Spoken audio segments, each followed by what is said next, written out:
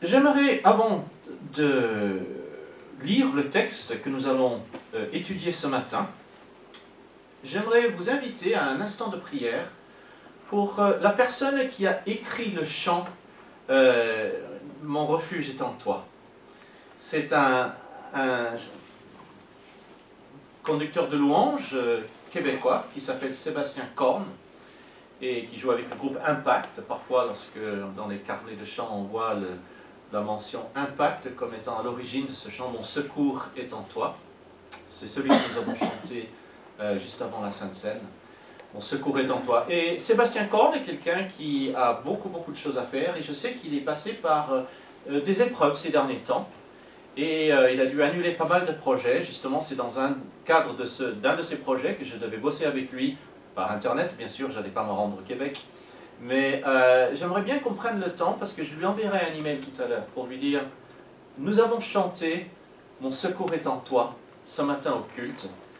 Et nous voulons te remercier de l'avoir écrit, parce que ça nous a permis de rentrer dans la présence de Dieu. Mais j'aimerais aussi... Nous avons aussi prié pour toi en tant qu'assemblée et nous aimerions t'encourager dans ton œuvre, ton ministère dont nous sommes au bénéfice et nous aimerions te le rendre un petit peu, si ce n'est qu'avec un moment de prière. Je vous invite à la prière. Seigneur, nous ne savons pas exactement ce qui se passe dans la vie de tous ceux qui nous bénissent par les chants que nous chantons, qui les ont écrits, qui ont composé les musiques. Mais nous sommes reconnaissants, Seigneur, pour les talents que tu leur as donnés. Dans ta parole, ceux qui menaient le peuple dans la musique étaient considérés comme des personnages importants qui méritaient soin et respect. Et nous te demandons, Seigneur, de nous aider à nous souvenir que ce ne sont pas de simples personnes qui ne méritent aucune reconnaissance, mais que nous sommes reconnaissants à toi d'abord de leur avoir donné les talents et à eux de les avoir consacrés à ton service. Seigneur, nous voulons ce matin te remettre Sébastien et sa famille. Nous te demandons de les entourer, de les aider à garder les yeux fixes et surtout et d'aider Sébastien aussi dans son ministère, ainsi que toute sa grande église là-bas au Québec, tous ceux avec lesquels il travaille, tous les artistes qui sont liés à son assemblée. Seigneur, nous te remercions pour les talents que tu lui as donnés et nous te demandons de le renouveler ce matin. Au nom de Jésus. Amen.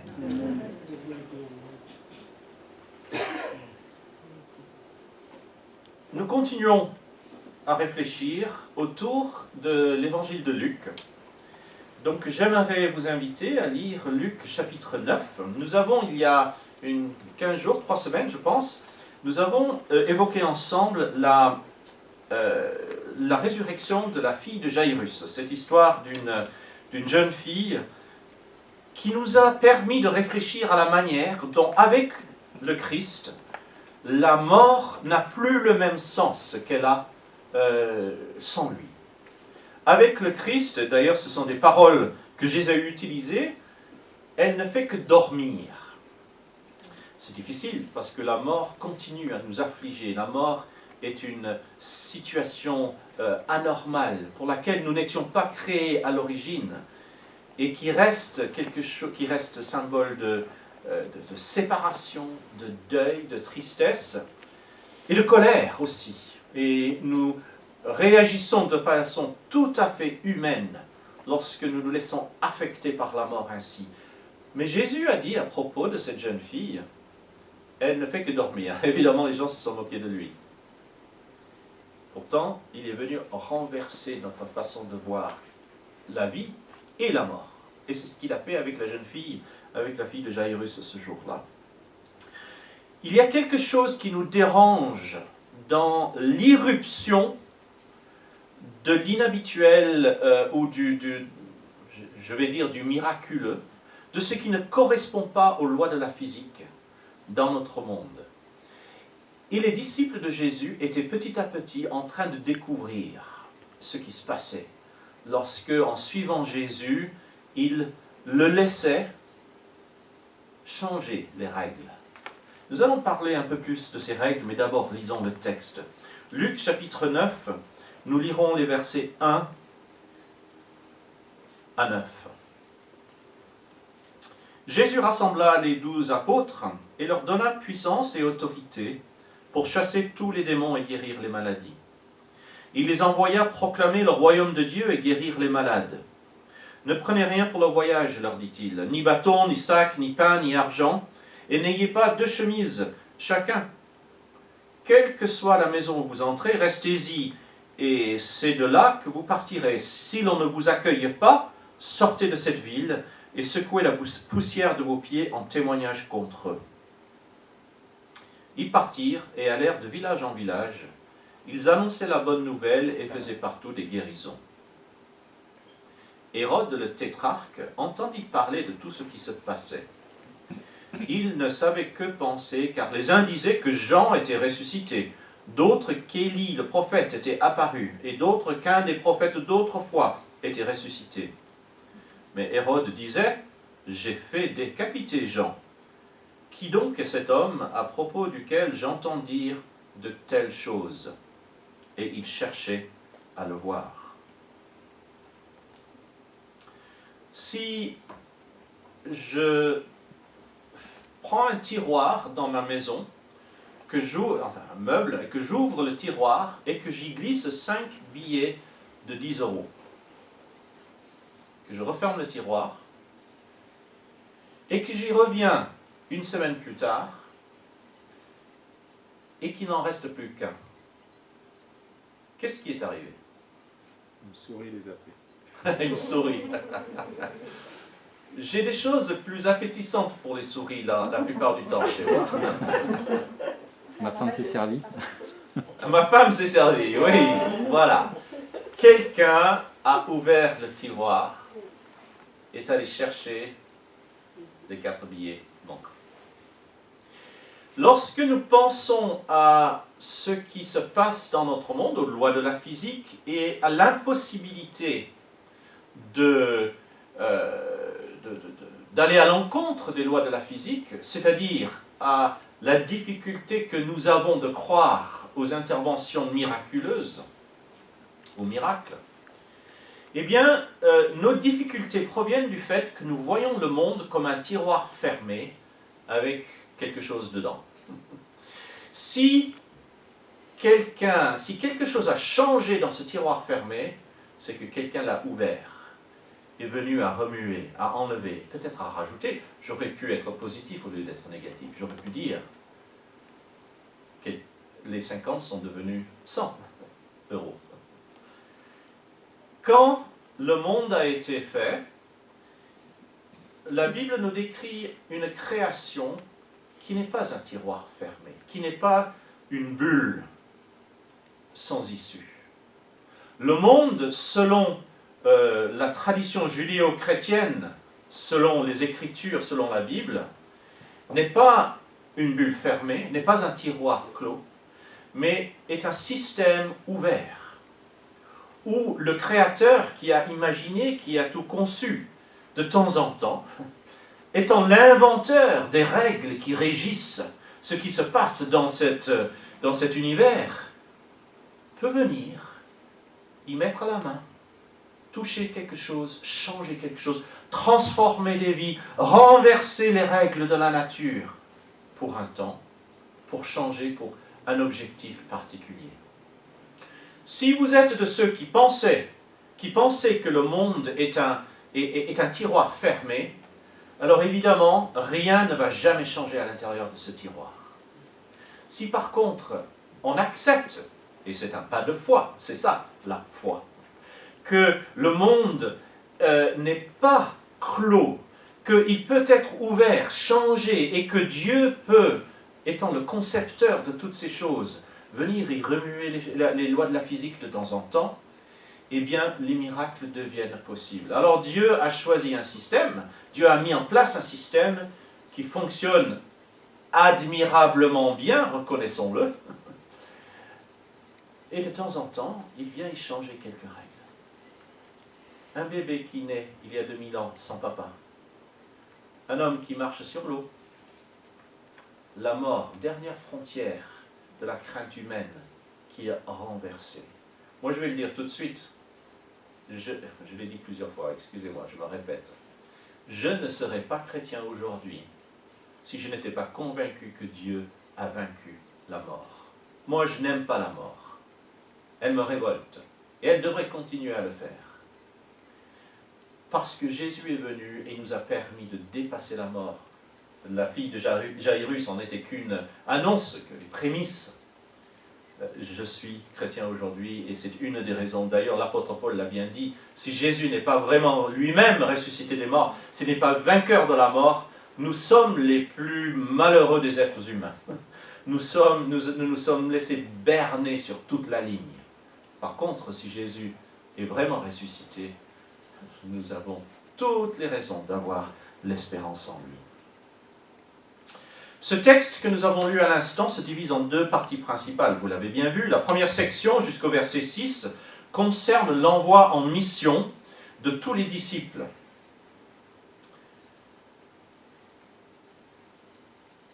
La seconde section concerne la réaction curieuse de Hérode le tétrarque, un roitelet à la solde des envahisseurs romains que nous connaissons bien. Vous connaissez l'histoire d'Hérodiade, et sa femme, qui avait été la femme de son frère, de son demi-frère, et qu'il avait épousée. Jean-Baptiste était venu lui dire « Tu es un homme immoral, c'est pas parce que tu es roi que tu as le droit d'abuser de ton pouvoir. » Hérode n'avait pas apprécié, Hérodiade non plus. Et donc, lorsque la fille d'Hérodiade dansait, séduit par sa beauté, Hérode lui avait demandé « Qu'est-ce que tu veux, je te le donnerai ?» Elle a dit « Donne-moi la tête de Jean-Baptiste sur un plateau. » Voilà, c'est cet Hérode-là qui a fait décapiter Jean-Baptiste. Alors, première partie de cette lecture, les disciples envoyés en mission. Ici, pour la première fois de l'Évangile, si vous aviez été là à chaque fois que j'ai prêché sur l'Évangile de Marc, j'ai commencé au verset 1 du chapitre 1, nous sommes aujourd'hui au verset 1 du chapitre 9, si vous aviez suivi toutes ces prédications, vous auriez vu que jusqu'à présent, c'est Jésus qui agit, c'est Jésus qui prêche.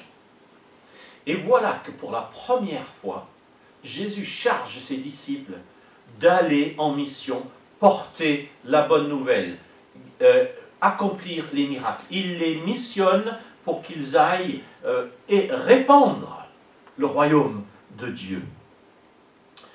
Pour le moment, ce sont juste les 12 apôtres. Plus tard, il enverra en mission une beaucoup plus grande équipe, 70 disciples, certainement des hommes et des femmes. Ici, ce sont les 12. Pour le moment, il s'agit du premier exercice pratique de la part de ses élèves les plus proches. Dans un sens, c'est la toute première église que nous voyons ici. Je ne sais pas si vous percevez l'importance de ce moment où Jésus missionne ses apôtres. Parce que ce sont les prémices de de nous et du rôle que nous sommes appelés à porter dans ce monde, la parole de Dieu. Dans un sens, c'est la toute première église que nous voyons à l'œuvre ici par ses disciples. Alors que jusqu'à présent, c'est Jésus lui-même qui agissait, qui voyageait, qui prêchait l'évangile, qui accomplissait les miracles. Ici, c'est la toute première équipe d'église. Une bande de chrétiens qui partent faire l'œuvre de l'église elle-même.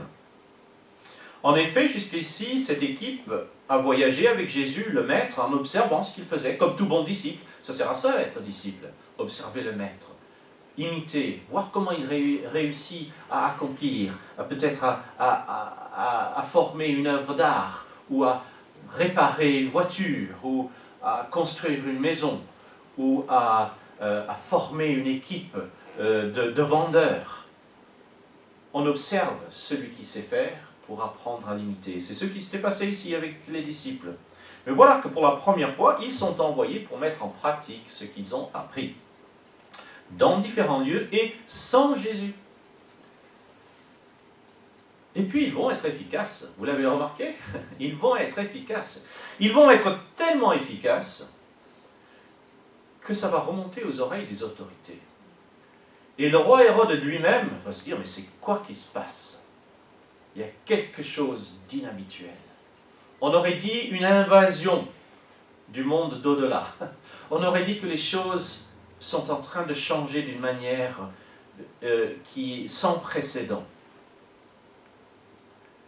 Luc, dans son récit de ce qui s'est passé, vous pouvez le lire là, prend 5 versets pour parler des préparatifs.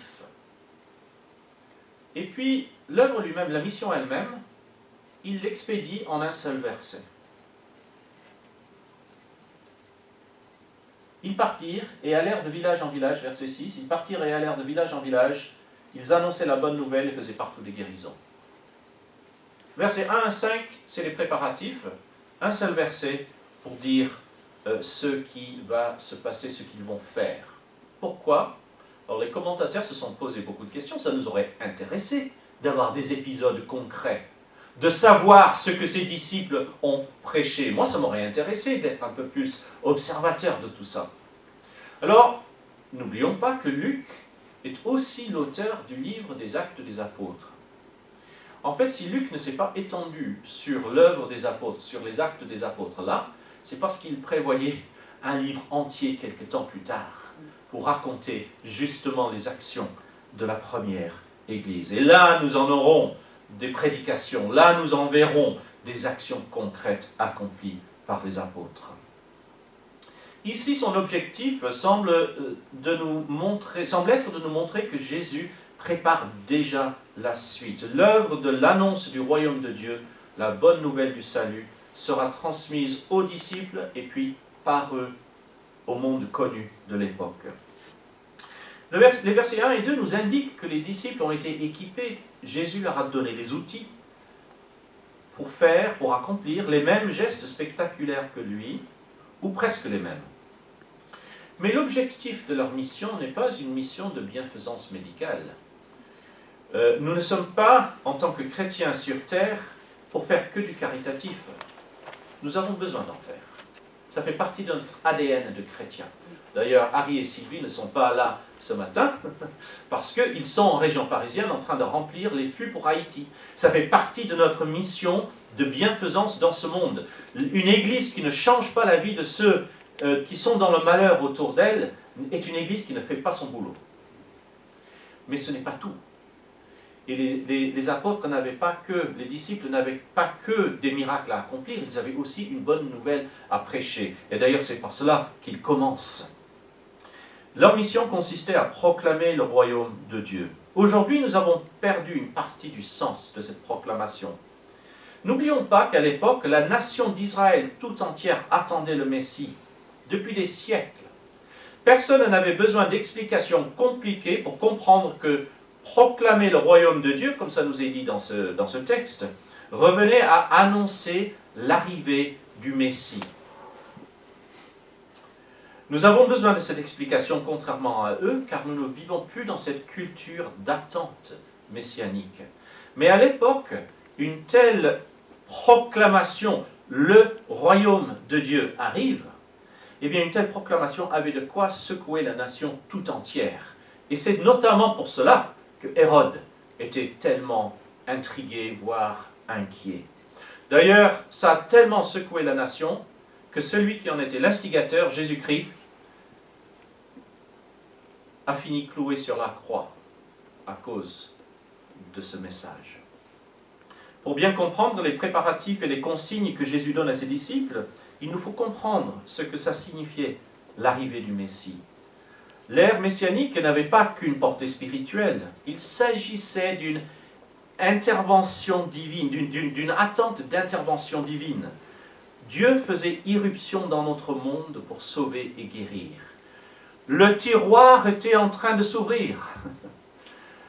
La main de Dieu descendait pour changer, pour un temps, et pour quelques personnes, et puis pour d'autres personnes, pour toute l'éternité, les lois de la physique, les lois de la physiologie, de la biologie. Les apôtres, les disciples n'avaient pas pour mission seulement de convaincre les gens d'une nouvelle forme de religion. Il ne s'agissait pas non plus de lancer un nouveau parti politique. Ceux qui connaissaient les Écritures savaient que l'arrivée du Messie signalait une nouvelle ère qui changeait la donne en apportant une nouvelle relation entre Dieu et l'être humain et en introduisant une nouvelle puissance de transformation de la vie des hommes, des femmes et des enfants qui acceptaient le Messie. En préparant et en missionnant ainsi les disciples, Jésus faisait quelque chose de radical. il faisait aussi, il signalait que sa présence physique n'était pas absolument nécessaire pour la suite du projet. Connaissez-vous des chefs d'entreprise, des profs, des maîtres, qui doivent tout contrôler, des pasteurs parfois, qui doivent tout contrôler, qui veulent un doigt dans tout? Jésus, il est partout, mais il n'a pas besoin de le montrer tout le temps. Il nous a missionnés. C'est ce qu'il était en train d'apprendre à ses disciples. Mais c'est à cause de ce changement radical qu'il était tellement important que les gens acceptent le message. Les versets 3 à 5, à propos de l'accueil que les disciples allaient recevoir dans les lieux où ils se rendraient, ces propos sont très intéressants. La bonne nouvelle proclamée par les disciples avait des conséquences importantes dans la vie des auditeurs. Nous ne sommes pas chrétiens simplement parce que ça nous arrange. D'ailleurs, il y a des moments où ça m'aurait arrangé de ne pas être chrétien. Parfois, être chrétien, ça peut compliquer la vie, parce que ça introduit des choix éthiques, des décisions, des façons de mener sa vie, qui parfois peuvent paraître désavantageuses. Mais si nous sommes vraiment chrétiens et que nous voulons suivre le Christ, alors il nous faut tenir compte de ces exigences. Nous le faisons non pas parce que nous risquons la punition, nous le faisons parce que nous l'aimons. J'y reviendrai une autre fois. Ici, il s'agissait de convaincre les gens ou de présenter aux gens le royaume de Dieu. Ceux qui rejetaient ce royaume étaient coupables d'un rejet de Dieu lui-même et donc d'une condamnation éternelle. Nous ne savons pas grand-chose, je l'ai dit, du déroulement de la mission elle-même.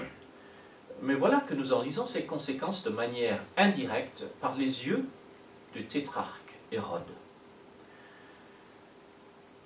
Même si nous ne savons pas grand-chose de la mission, nous savons qu'elle a été couronnée de succès, car, je l'ai dit, ses effets sont parvenus aux oreilles du gouvernement et l'ont inquiété. Dans un sens, c'est une manière encore plus percutante de nous présenter l'efficacité de cette équipe en mission ce jour-là, enfin cette époque-là, que si Luc avait simplement donné un compte-rendu en disant, voilà, ils ont visité 50 villages, il y a eu 3 familles, une moyenne de 3 familles par village qui se sont données, qui se sont converties, on aurait pu imaginer toutes sortes de façons de rendre compte de cette mission. Or, Luc le fait de manière indirecte en disant, voilà, c'était tellement efficace que même Hérode s'est dit, mais qu'est-ce qui se passe? Ce n'était pas juste une inquiétude politique. Vous avez vu ce qu'il a dit, ce qu'il s'est dit, Hérode? Il se demande si les règles de la nature n'auraient pas été tellement bouleversées que ce Jean-Baptiste, qu'il avait pourtant fait décapiter, serait en train de revenir. Ça l'a tellement inquiété. Bon, tout d'abord, il est clair que le message des disciples se focalisait sur Jésus lui-même. Hérode, il ne s'est pas inquiété des disciples, vous l'avez remarqué, il s'est inquiété de Jésus. Nous ne connaissons pas le contenu de la prédication des disciples, mais il devait bien parler de Jésus, parce que Hérode, en entendant ce qui se passait, il s'est dit, mais c'est qui celui-là, hein? Je vous l'ai déjà dit, au cœur de l'évangile de Luc se trouve cette grande question, qui est vraiment Jésus? L'identité de Jésus est ce qui compte par-dessus tout. Hérode ne s'inquiète pas tant de cette nouvelle doctrine ou d'une nouvelle religion, mais de qui était Jésus. C'est bien cette identité qui le préoccupe. Vous devinez pourquoi Hérode était inquiet? Parmi les attentes concernant le Messie, celle d'un nouveau royaume était particulièrement importante. Hérode profitait de sa situation avec la présence de l'envahisseur romain. C'était un collabo. Il n'avait aucune envie qu'un bouleversement politique risque de lui ôter ses privilèges. Mais pire encore, si Jésus était vraiment le Messie, alors Hérode avait un grave problème. L'irruption du monde surnaturel, du divin, dans son petit monde physique et matériel, avait des implications graves pour lui. Il pensait s'être débarrassé de Jean-Baptiste, ce gêneur. Et voilà que la foule ou la rumeur courait. Jean-Baptiste serait ressuscité. C'est peut-être Élie qui revenait. Si vous connaissez un petit peu l'histoire du judaïsme, vous savez qu'à cause du prophète Habakkuk, il y avait une attente du précurseur du Messie en la résurrection du prophète Élie. D'ailleurs, lors du repas de la Pâque, du Seder juif, encore aujourd'hui, il y a la tradition de laisser une place vide. D'ailleurs, si vous allez visiter une synagogue, j'ai longtemps habité la ville de Cavaillon, qui a une synagogue très ancienne, et dans la plupart des synagogues traditionnelles et anciennes, vous avez dans un coin, très en hauteur, une petite chaise vide, symbole de l'attente de la résurrection du prophète Élie, dans la tradition juive. Le repas du Seder, le repas juif, parfois un repas de famille, dans certaines familles juives pieuses, va toujours avoir, alors on appelle ça la place du voyageur, au cas où un voyageur inattendu vienne, et il faudrait qu'il ou elle se sente les bienvenus. Mais traditionnellement, c'est la place du prophète Élie. Si vous avez des amis juifs pratiquants, parlez-leur de la place du prophète Élie à table. Ça leur dira quelque chose. Et donc, il y avait cette tradition, cette attente de l'ère messianique. D'ailleurs, beaucoup disent Jean-Baptiste cette prophétie concernant la résurrection d'Élie a été accomplie en Jean-Baptiste, qui a été effectivement le précurseur du Messie de notre Seigneur Jésus-Christ. Mais si ce que la rumeur disait était vraiment en train de se passer, eh bien, Hérode avait peur. Parce que ça voulait dire que les portes de la mort ne pouvaient plus retenir ceux qui y avaient expédié, parce qu'ils étaient gênants. Vous imaginez le problème, vous imaginez le trouble. Ce qui inquiétait Hérode, c'était une sorte d'invasion du monde de l'au-delà dans son monde à lui. Et aujourd'hui, nous oublions facilement que derrière la façade du monde, tel que nous le percevons autour de nous, se trouve un autre monde, celui de la spiritualité. Nous devons faire attention à la manière dont nous séparons ces deux mondes, et ne jamais oublier que les deux mondes, matériel et immatériel, matériel et spirituel, sont tous les deux les mondes de Dieu. Ce n'est pas comme s'il y avait le monde de Dieu spirituel, surnaturel, et l'autre monde, le concret, le matériel, le physique. Non. Tous les mondes, toute réalité, toute vérité est vérité de Dieu. Mais le monde spirituel est le monde de la réalité ultime, c'est-à-dire de la réalité qui définit le reste, la réalité la plus importante. Et nous échouons dans notre tâche, dans la tâche qui nous a été confiée de proclamer le royaume de Dieu, si nous donnons l'impression que ce royaume de Dieu concernerait surtout une sorte de régulation de la moralité. Est-ce que vous obéissez aux bonnes règles de la religion? C'est pas seulement ça. C'est tellement plus. C'est pas non plus une option intéressante pour le bien-être. Moi, je me souviens toujours, j'avais une amie quand j'étais lycéen, qui s'est mise à venir à l'église où j'étais, et qui s'est mise à fréquenter le groupe de jeunes de cette église, et qui a décidé un jour qu'elle voulait elle aussi être chrétienne. Je me souviens de sa mère était une femme très, très portée sur tout ce qui était spiritualité, les chakras, voilà, les anges partout. Et puis, elle a dit à sa fille, c'est très bien, du moment que ça contribue à ton équilibre. Je vais vous dire quelque chose. Jésus-Christ n'est pas mort à la croix et ressuscité pour notre équilibre. Il n'est pas mort à la croix et ressuscité pour qu'on soit un peu plus confortable dans notre vie ici-bas. Il est mort pour nous réconcilier pour l'éternité avec Dieu. C'est un objectif autrement plus grand. Notre annonce du royaume est beaucoup plus radicale qu'une option de bien-être intéressante pour l'individu ou la société. Nous annonçons l'irruption du Seigneur dans notre monde, soulignant qu'il est déjà venu accomplir le salut et qu'il reviendra un jour dans toute sa gloire divine. Nous vivons dans un monde qui a désespérément besoin de la bonne nouvelle. Cette bonne nouvelle que les disciples de l'époque annonçaient de village en village et que nous annonçons aujourd'hui aussi de quartier en quartier, de famille en famille, de collègues de travail en amis, en voisin. Nous avons là une sorte d'ordre de mission qui comporte 3 éléments importants avec lesquels je vais conclure ce matin et qui résument bien tout ce que nous avons vu. Premièrement, nous devons imiter Jésus. C'est ce que les disciples faisaient, c'est ce que nous avons à faire. Pour les disciples de l'époque, comme pour les disciples de l'époque, nous sommes aujourd'hui une église. Alors église avec un grand E. Je ne parle pas de l'EPE ici. Je parle de l'église de Jésus-Christ dans notre monde. Et notre rôle, c'est de proclamer la bonne nouvelle, de prêcher, d'annoncer la bonne nouvelle. Deuxièmement, nous sommes une église qui transforme la société. Les guérisons et les délivrances que les disciples et Jésus accomplissaient à l'époque, moi je ne suis pas en train de dire ne pourraient pas avoir lieu aujourd'hui, mais nous savons, la plupart du temps, ce n'est pas comme ça que Dieu travaille aujourd'hui. La plupart du temps, Dieu n'accomplit plus ce genre de miracle de nos jours.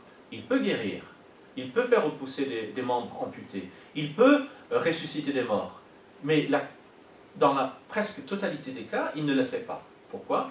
Il a fait une fois pour montrer qu'il peut le faire, il a fait dans le passé pour montrer qu'il peut le faire, mais il peut faire beaucoup plus aujourd'hui. Vous avez peut-être entendu l'histoire de Joni Eareckson Tada. C'est une jeune femme qui, dans les fins des années 60, a sauté dans un lac, là où il n'y avait pas suffisamment d'eau. Elle s'est rompu la nuque, elle est devenue tétraplégique. Pendant des années, elle a lutté avec ça, elle a écrit des biographies, elle est très célèbre, moi je ne l'ai jamais rencontrée, mais on peut lire sa biographie qui existe aussi en français.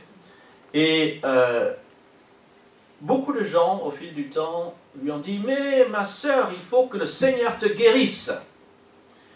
Nous avons un Dieu puissant et glorieux, il va te guérir si tu as suffisamment de foi. » Elle a tout essayé, elle a essayé les réunions, les rassemblements, les impositions de mains, les onctions d'huile, tout y est passé. Puis un jour, elle s'est rendue compte que Dieu était en train d'accomplir dans sa vie un miracle encore plus grand que s'il l'avait fait marcher. Dieu la rendait satisfaite et heureuse et utile, malgré sa paralysie. Elle a dit, mais ça, c'est un miracle encore plus grand que s'il m'avait réparé ma colonne vertébrale. Alors, ça c'est elle qui le dit. Moi, je n'aurais pas osé le dire en son nom, mais c'est elle qui le dit.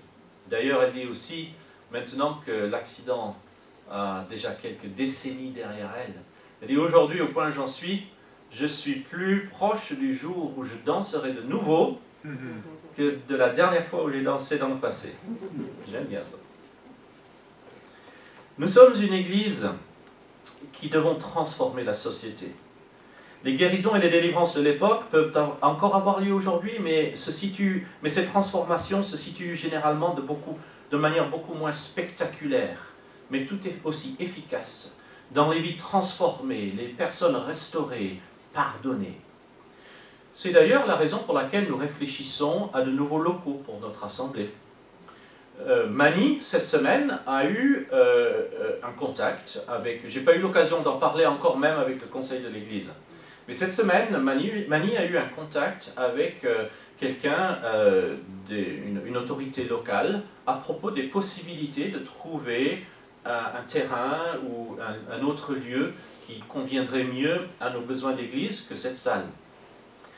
Et la personne qui lui parlait a dit, mais si vous aviez un projet, alors il appelle ça un projet économique, je dis à Mani, ça veut dire quoi un projet économique? Alors un projet économique, paraît-il, veut dire, si par exemple vous aviez le projet d'un bâtiment qui aurait aussi des possibilités en semaine d'être utilisé comme un centre d'accueil d'aide aux devoirs, ou une crèche, ou pourquoi pas sur un terrain avec des petites constructions presque déplaçables, mais qui pourraient servir d'abri ou voire même de logement étudiant. Quelque chose qui permettrait de brancher l'action de l'Église dans le tissu social qui l'entoure. C'est pour cela que je connais beaucoup d'églises qui font ça de manière célèbre dans la région parisienne en ce moment. Il y a donc l'église, il y a MLK que certains connaissent qui a construit, qui a aménagé des locaux absolument extraordinaires. Et justement, il y a beaucoup de choses de ce genre, d'actions sociales, d'autres projets autour de l'église. nous devons réfléchir nous-mêmes, et là je parle pour l'EPE, je ne parle pas que de tous les chrétiens en général, nous devons en tant qu'EPE au Mans réfléchir à une utilisation qui ne soit pas uniquement religieuse de nos locaux. Action sociale, accueil, formation. L'Église doit être une Église, notre message de la bonne nouvelle, ce n'est pas juste une religion, ça change des vies, ça change la société. Et troisièmement, rien de ce qui a été dit ou envisagé dans ce contexte n'a de valeur si nous ne savons pas diriger les gens vers Jésus lui-même. C'est Jésus qui inquiétait Hérode. C'est Jésus la bonne nouvelle. Ne l'oublions jamais. Nous allons prier. Seigneur, nous te remercions parce que tu nous as parlé par ta parole, tu nous as donné des pistes à suivre. Nous te demandons de nous aider à les suivre. Que ce soit dans ce texte-ci ou dans des textes que nous avons déjà vus, ou Seigneur, dans nos moments de chant, de louange, d'adoration par ailleurs, lors du repas, autour d'une table, comme nous l'avons fait la semaine dernière. Merci Seigneur pour la vie que tu donnes à ton Église. Et je te demande que tu nous aides à suivre ces pistes que tu nous traces, afin que le message que nous prêchons ne soit pas juste des idées religieuses, mais soit une bonne nouvelle pour transformer des vies, pour contribuer de manière concrète et positive à la société dans laquelle nous vivons. Seigneur, que le symbole des guérisons accomplis par les apôtres il y a tant d'années puisse venir aujourd'hui transformer notre quotidien aussi, par ta puissance. Amen.